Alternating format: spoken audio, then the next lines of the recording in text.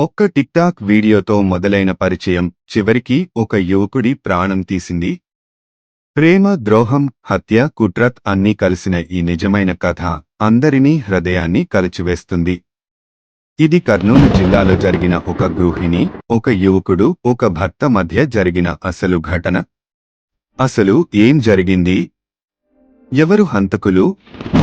ఇంతటి ఘోరానికి కారణం ఏమిటి? తెలుసుకుందాం ఈ వీడియోలో. విజయలక్ష్మి కర్నూలు జిల్లాలోని ఒక పట్టణానికి చెందిన గృహిణి.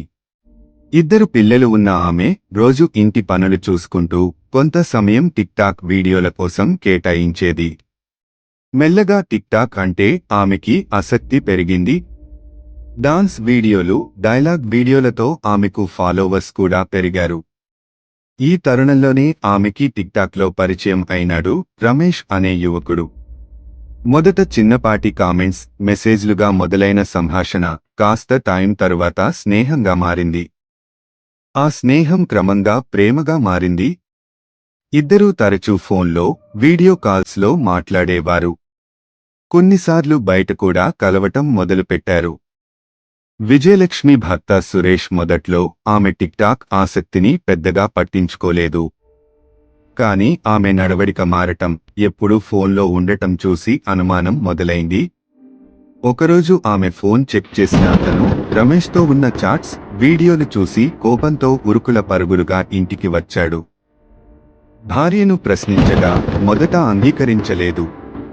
కాని ఆఖరికి ఒప్పుకుంది. వెంటనే సురేష్ ఓ కుట్ర రేఖించాడు. తన భార్యతో కలిసి రమేష్ను ఇంటికి పిలిపించమని చెప్పాడు. ఈ విషయం మీ మధ్యే ముగించాలి అంటూ విజయలక్ష్మిని ఒప్పించాడు. రమేష్కి ఏమీ తెలియక అతను ఇంటికి వచ్చాడు. ఇంట్లోకి వచ్చిన రమేష్ను సురేష్ ఉచ్చులో పడేశాడు. ఘర్షణ జరిగిన తర్వాత సురేష్ రమేష్ను కత్తితో పొడిచి హత్య చేశాడు. ఆ హత్యను విజయలక్ష్మి కూడా చూస్తూ ఉండిపోయింది. ఆ తర్వాత శవాన్ని ముక్కలుగా చేసి బస్తాలో పెట్టి పక్కనే ఉన్న చెరువులో పడేశాడు. 5-6 రోజులు గడిచినా రమేష్ ఇంటికి తిరిగి రాలేదు. అతని కుటుంబ సభ్యులు పోలీసులకు కంప్లైంట్ ఇచ్చారు. పోలీసులు ఫోన్ కాల్ రికార్డులు, చివరగా అతను ఎక్కడికి వెళ్లాడో తెలుసుకున్నారు.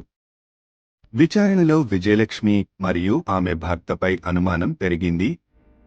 మొదట ఒప్పుకోలేదు కాని చివరకు విజయలక్ష్మి ఒప్పుకొని అసలైన హత్య ఎలా జరిగిందో వివరించింది. సురేష్ని కూడా అరెస్ట్ చేసి కోర్టుకు హాజరుపరిచారు. ఈ సంఘటన మనకి చెబుతుంది, సామాజిక మాధ్యమాల వాడకానికి కూడా హద్దులు ఉండాలి. వివాహేతర సంబంధాలు జీవితాలను నాశనం చేయవచ్చు. ఒక తప్పు మరొక పెద్ద తప్పుకు దారి తీస్తుంది. ఈ టిక్టాక్ ప్రేమ కథ చివరికి ఒక హత్య కథగా మారింది. ఒక యువకుడి ప్రాణం పోయింది. ఒక కుటుంబం బద్దలైంది. ఇంకో కుటుంబం జైలు గదిలో ముగిసింది. ఇలాంటి కథలు మనకు జీవితంలో నిజమైన విలువల్ని గుర్తుచేస్తాయి. నమ్మకం, నైతికత మరియు బాధ్యతను నలుగురికి వివరించేలా ఉండాలి. మీరు ఈ కథనాన్ని ఎలా అనిపించింది? మీ అభిప్రాయాన్ని కామెంట్లలో చెప్పండి. ఇలాంటి మరిన్ని నిజ జీవిత నేర కథల కోసం మా ఛానల్ను సబ్స్క్రైబ్ చేయండి.